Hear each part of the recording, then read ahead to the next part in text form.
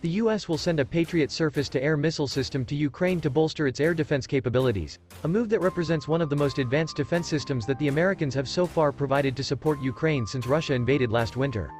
The transfer is part of a $1.85 billion package of new military assistance to Ukraine announced amid a months-long Russian assault on the country's critical infrastructure as the long, cold winter season sets in. Over the past 300 days, the Kremlin has tried and failed to wipe Ukraine off the map. Now, Russia is trying to weaponize winter by freezing and starving Ukrainian civilians and forcing families from their homes, said U.S. Secretary of State Antony Blinken in a statement announcing the aid package. In response, President Biden will announce today that the United States is providing critical new and additional military capabilities to help Ukraine defend itself from Russia's ongoing brutal and unprovoked assault, he said.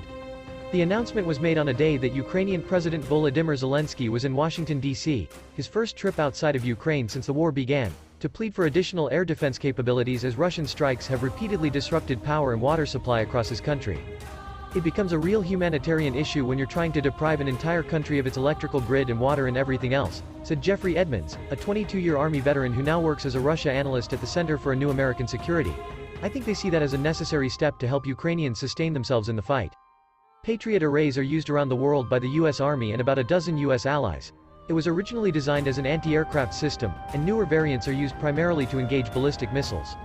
The U.S. will send a single Patriot battery to Ukraine, officials said. The system has three primary components: a set of launchers, a control center and a sophisticated radar.